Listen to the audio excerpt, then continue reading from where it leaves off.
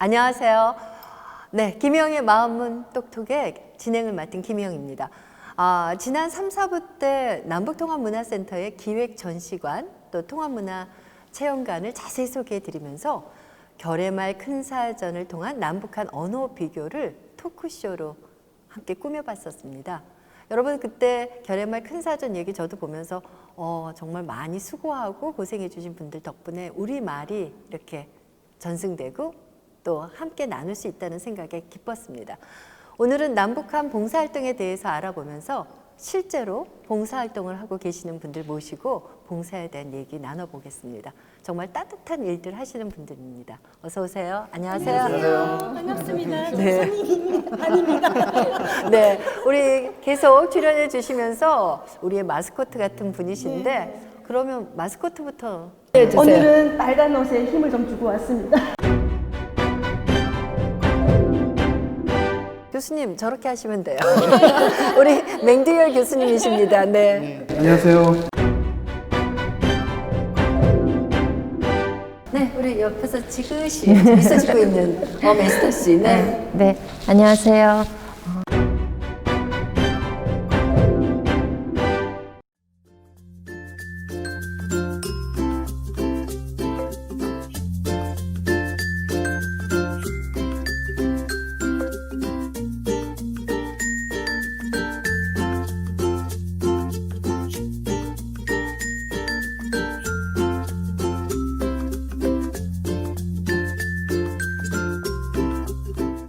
마지막 우리 손님이신데, 저기 군인 출신 아니세요? 이렇게 아주 그냥 딱 각이 잡혀 계세요. 그리고 군대도 공수부대 나왔습니다. 그렇죠. 네. 딱 자세가. 네, 자기소개 좀 해주세요. 네, 안녕하세요.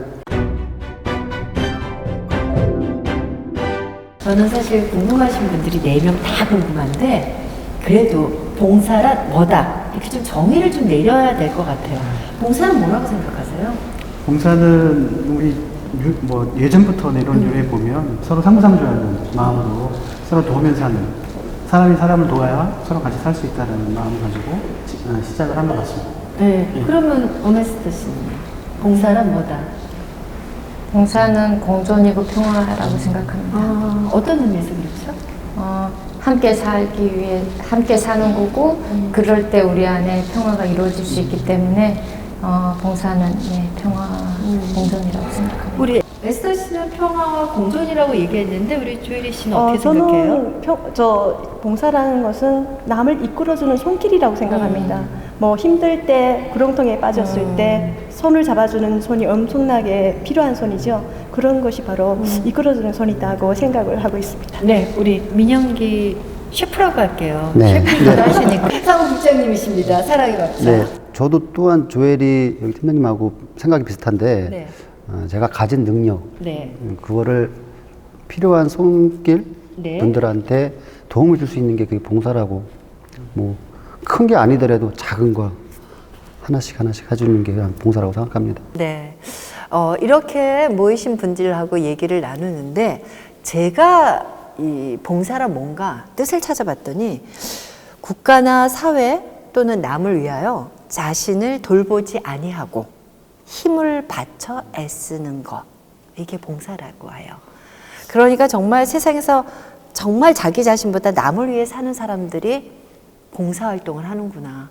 그래서 어디 가서 봉사한다는 말 함부로 못할 것 같아요. 그냥 쉽게 가서 일 하나 하고 와서 나 봉사했어 이랬는데 그게 아니라 그 깊은 속에는 남을 위하는 마음도 있어야 되지 않을까 하는 생각을 해보게 됩니다. 맹 교수님, 서로 도와주는 것도 일상의 봉사인데 이 자원봉사라는 거는 어떤 유래 같은 게 있을까요? 예, 있죠.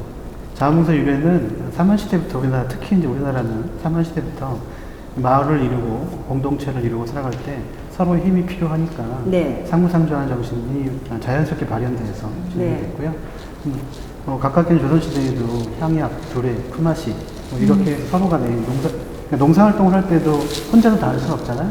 옆에서 이웃이 도와주고 또 옆에서 마을 주민들이 도와주고 해서 농사를 지어왔거든요. 네. 그때부터 시작됐다고 생각합니다. 네. 우리 어릴 때 품앗이 같은 거 좀 저도 했던 기억이 나거든요.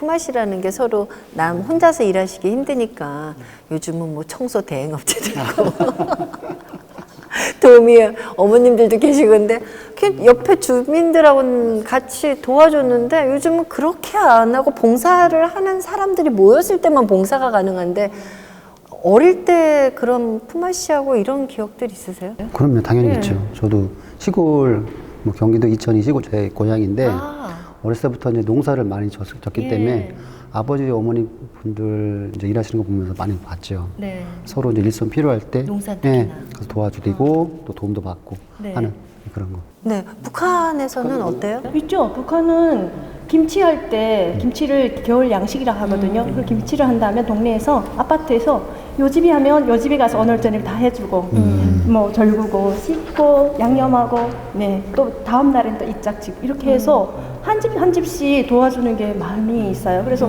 그런 것도 품앗이죠. 네. 정말 이런 봉사라는 거는 자원봉사에서 유래됐듯이 꼭 필요한 거예요. 혼자서 할 수가 없잖아요. 사실 뭐 6포기, 3포기 담글 요즘 아예 김치도 안 담가요, 그렇죠? 근데 예전에는 김치가 6개월 식량이잖아요. 북한 같은 경우 특히나 같이 해야 되고 그리고 우리 모내기 할 때도 마찬가지였잖아요. 그렇게 서로 돕고 또 맛있는 거 먹고. 근데 북한도 굴보쌈을 이렇게 해서 드시나요?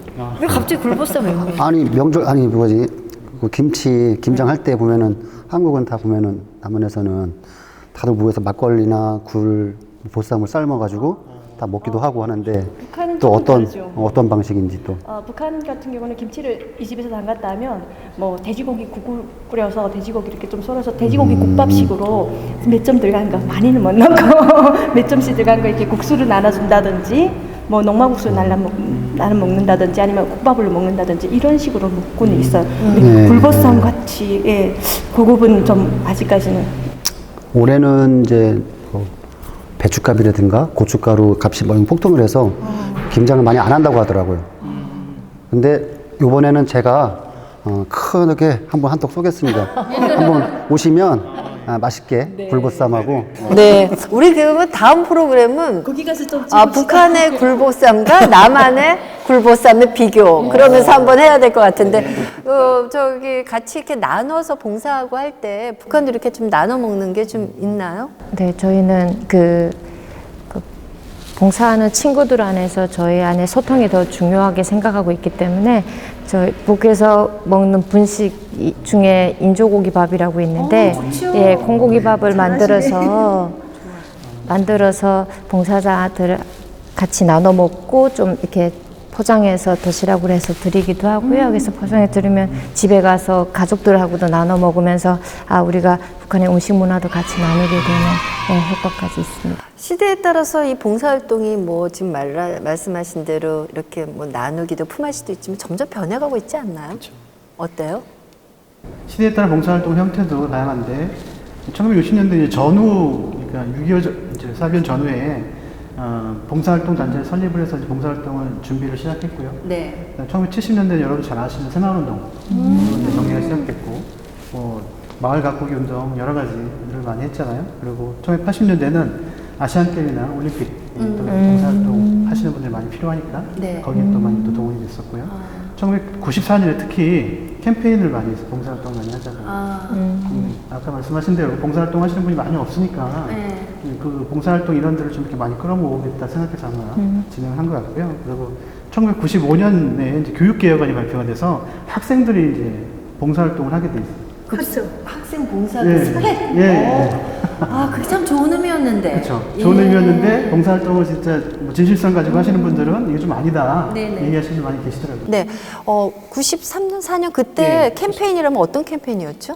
그러니까 자원봉사활동들이 뭐 말씀드린 대로 시설에서 이제 주로 진행이 됐었고 사회복지 시설에서 그 전국적으로 확산해보자고 이제 아시안 게임 지나고 올림픽 지나고 나서 봉사활동 붐이 이제 줄어드니까 봉사활동 좀 더 확산시켜서 좀 더 활발하게 해보자라는 캠페인을 진행했던. 그랬을 때 결과가 좀 확산이 됐나요? 아니요, 그렇지 않았습니다. 그러니까요. 우리가 오늘 이렇게 모여서 남북 통합에 대한 그런 봉사에 대한 주제를 얘기하고 있는데 지금 봉사라는 거는 이렇게 캠페인이 아니라 마음에서 이렇게 저절로 이어져야 되는데 우리 이런 뭐 챌린지, 봉사 챌린지를 해야 될 것 같아요. 그런 게 우리 이제 앞서서 하는데 이렇게 2분이, 3분이, 4분이 그렇게 전파되는 건데 에스더 씨 같은 경우는 더 특히나 북한에서 다른 일 하고 싶은데 이 봉사라는데 초점을 맞췄어요.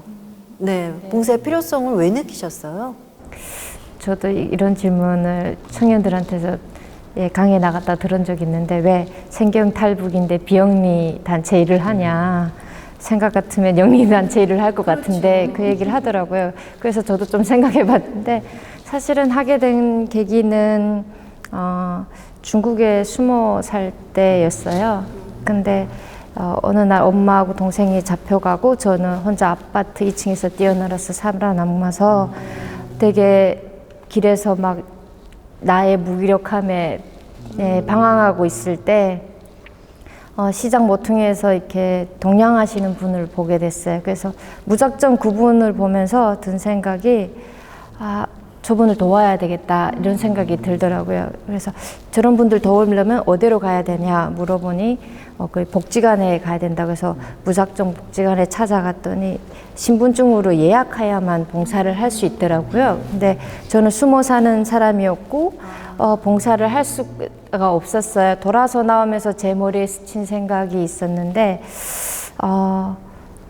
뭐 나라 잃은 백성 상같이 개만도 못하다고 저희 외할아버지 얘기가 문구가 외할아버지가 항상 하던 그 말에 제 머리에 스쳐 지나갔어요. 근데 저는 나라 없는 사람이 아닌데 왜 나라 없는 사람의 그 마음을 조금 공감할 것 같은 그러면서 제 그때 좌우명이 바뀌게 되는 계기가 되는데 누구를 돕는 일도 내가 할 수 있을 때 하지 않으면 못하는구나라는 걸 알게 된 거죠. 그래서 대한민국에 제가 2008년 10월에 왔는데 11월부터 갔던 것 같아요.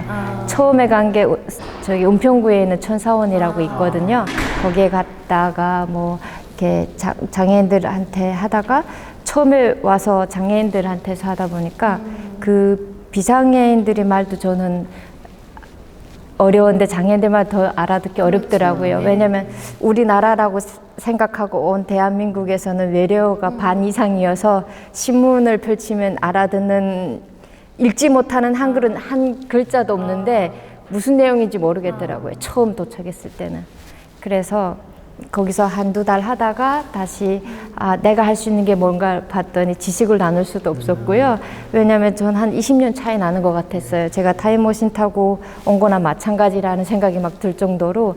그래서 지식도 나눌 수 없고 물질도 없고 그렇다고 하륜 지열 있는 것도 아니고 제가 할 수 있는 거 오직 노력봉사. 그래서 이렇게 어르신들 이렇게 치매 어르신들 가서 돌봐주는 일도 하고 복지관에 가기도 하고 바포 활동도 하고 그러다가 노숙인 도시락 나눔까지 하게 됐습니다. 그래서 이렇게 유니시드까지 또 비영리 단체도 또 설립해서 또 활동하고 계십니다. 근데 제가 교수님 보니까 봉사하시는 여러 분들이 있지만 있어서 나누는 분도 있지만은 자기가 받았기 때문에 더 그 기쁨을 알아서 하시는 분들도 많이 계신 것 같아요. 그런 분들이 저는 정말 더 열심히 하는 것 같긴 한데 우리 셰프님, 그 아까 사무처장님, 밥차 사무처장님은 어떤 계기로 이 봉사활동에 뛰어들게 되셨어요? 제가 한 20년이 좀 넘었는데요. 결혼을 하고 얼마 안 있다가 이제 사별을 하게 됐어요.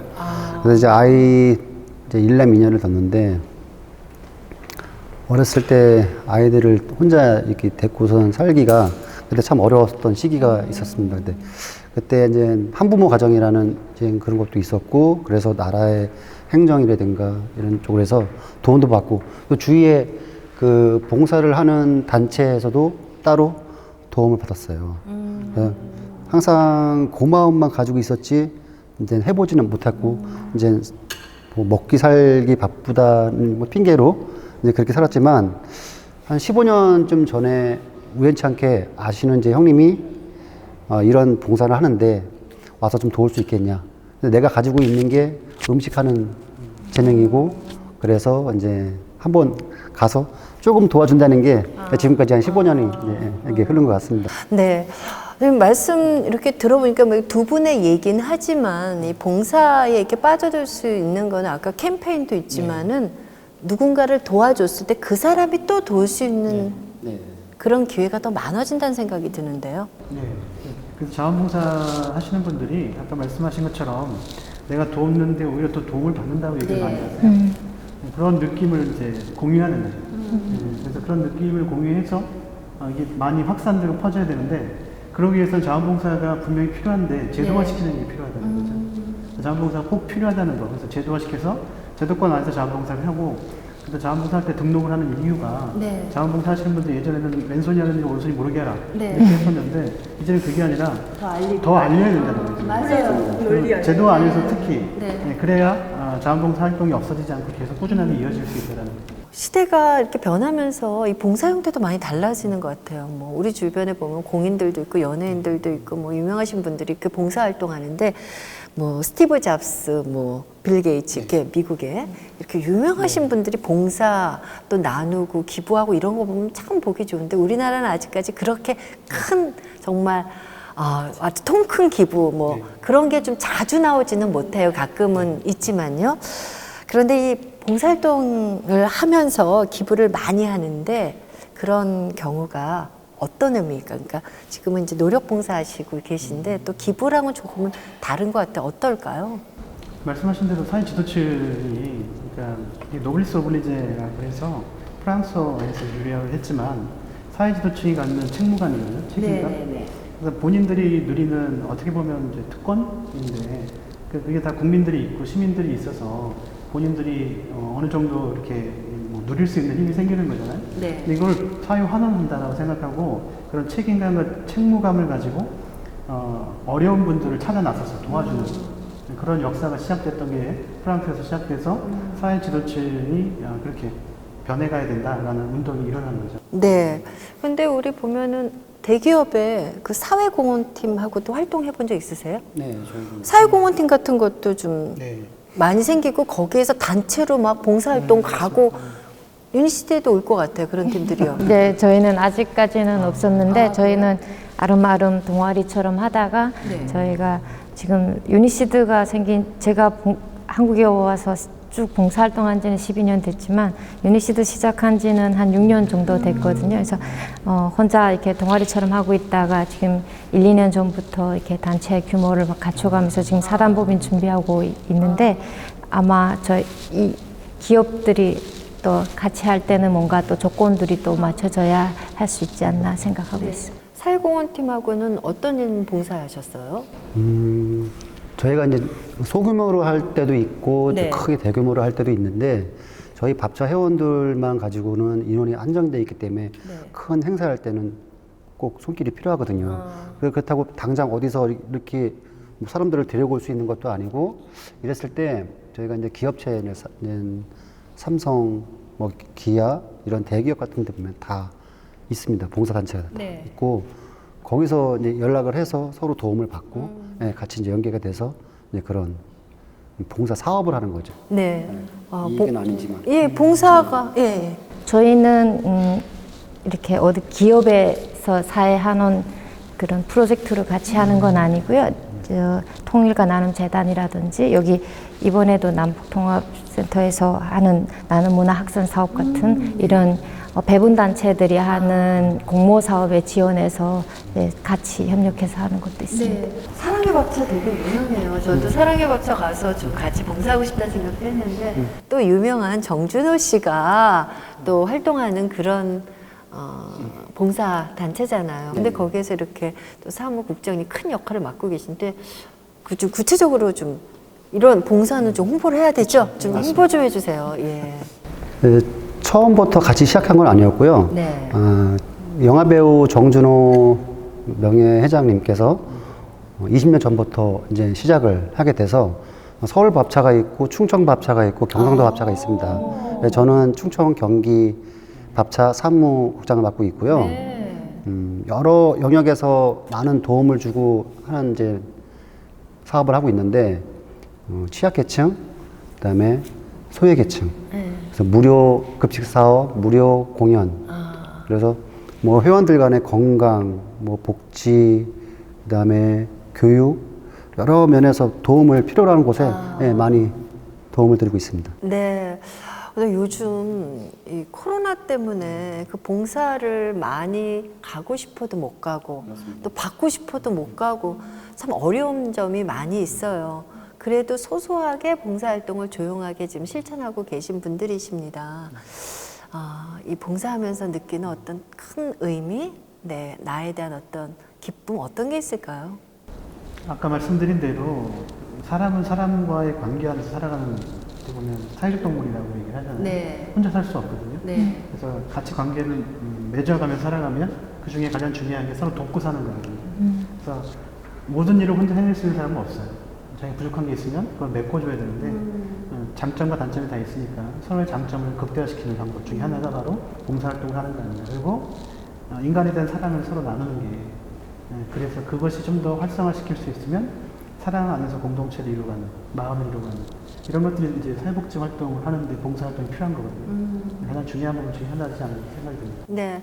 우리가 봉사를 하면은 서로 이제 나눈다 그러잖아요. 근데 이렇게 어떤 이렇게 경제가 발전하고 사회가 발전할수록 이 차이가 너무 많이 나니까 그 취약계층들 또 그 도움 못 받는 사람들을 더 많은 분들이 도와줘야 된다는 얘기인데 북한은 과연 봉사라는 게 있을까? 아까 품앗이는 있는 것 같아요.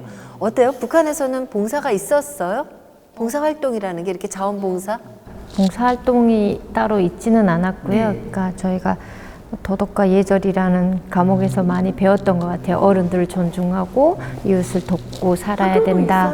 네, 그래가지고 좀 뭐 어르신들 짐 가족 가면은 들어다 아파트 꼭대기까지 올려다 준다든지 저는 기억에 남는 게 저희 함흥에는 무게도 전차가 다니고 있었는데 버스에서 자리를 내어준다든지 뭐 이런 식으로 예, 좀 했던 거. 예, 뭐 아니 북한에서 지금 말씀하셨듯이 그 정도는 서로 돕고 사는 건데 그런 봉사활동만 있는 건 아닐 것 같은데. 네. 학교에 다니는 학생들인 경우 장애가 있는 학생은 걸지 못하니까 네. 친구가 그 친구 집에 가서 업고 같이 학교를 들어와갖고 같이 공부를 하고 또 학교할 때도 데려다주고 정말 그런 학생들이 또 있고요. 또한 북한 안에서 결혼식, 뭐 칠순잔치 이런 거 할 때 뭐 식당이 준비되어 있지 않잖아요. 그러면 손님들 받을 데가 없어요. 그럴 때는 본인 집에서는 하고 옆집들이 자연적으로 빌려줘요. 당연하게 빌려준다고 생각하고 그것도 봉사라면 봉사 아닐까요? 네, 북한은 어떻게 말하면은 그 봉사활동이 이렇게 딱 체계적으로 이렇게 자원봉사나 이렇게 체계적으로 어디 사회적 기업으로 매서 한다 이런 건 그런 거 없다고 봐야 되는 건가요? 그런 건 없고, 그러니까 서로 함께 사는 게 그 다 문화가 그렇게 되어 있었었기 때문에, 그러니까 미공급 이전에는 보통 제가 어릴 때 기억은 다 서로 돕고 살았어요. 그래서 봉사라는 명칭이 따로 있지는 않았어요. 어려우면 다 도와주고 같이 뭐 도우면서 살았기 때문에 그런 명칭이 따로 있었던 것 같지는 않아요. 맞아요. 어려우면 당연히 돕는 건데 그게 봉사라고 말이 정해지면 그때부터 그게 좀 다른 것 같은 느낌이 드네요. 예, 교수님. 저희하고는 좀 차이가 있는 게 제도권 안에 들어와 있느냐 그렇지 않느냐의 차이인 것 같아요. 그래서 아까 말씀드린 대로 학생 때부터 이제 저희는 이제 뭐 어떻게 보면 법률화돼서 제도화돼서 진행을 했지만 자원봉사잖아요. 스스로 마음이 일어나서야 되는데 점수를 따기 위해서 하는 부분들이 있어서 저희 다 그렇진 않지만 그런 부분이 있어서 이제 봉사를 지도하거나 뭐 교육을 할 때도 좀 안타까운 점이 있긴 했는데 그래도 학생 때부터 그게 생활화되니까 성인이 되면서 봉사라는 게 이런 거구나라는 걸 느끼는 것 같아요. 그게 가장 중요한 부분이지 않을까. 그래서 제도권 안에 들어와 있는 거냐 그렇지 않은 거냐 차이. 그래서 뭐 북한에서도 마찬가지인 것 같아요. 서로 돕고 사는 건 누구나 다 어느 사회나 또는 어느 마을이나 어느 공동체나 다 있어요. 근데 가장 중요한 거는 국가에서 이렇게 법률적으로 제도적으로 만들었느냐 그게 이제 중요하다는 거죠. 그래서 어렸을 때부터 교육이 되어 왔느냐 그러면 내가 성인이 돼서도 자연스럽게 몸에 배서 나오는 거죠. 그걸 이제 유도하고 요구하려고 했던 건데 그런 상황이 좀 발생했다는 거죠. 그 차이가 좀 북한과 남한 차이가 있다라고 생각이 듭니다. 네, 남북에 대한 봉사에 대해서 우리가 아주 짧게나마 같이 얘기를 나눠봤는데요. 좀 더 심도 있게 저희가 6부에서 남북 봉사에 대해서 알아보도록 하겠습니다. 일단 5분은 여기까지고요. 여러분들 잠시 후에 다시 또 우리 시청자들을 위해서 좋은 얘기들, 봉사에 대한 뜻깊은 얘기들 나눠주시기 바랍니다. 고맙습니다. 고맙습니다. 고맙습니다.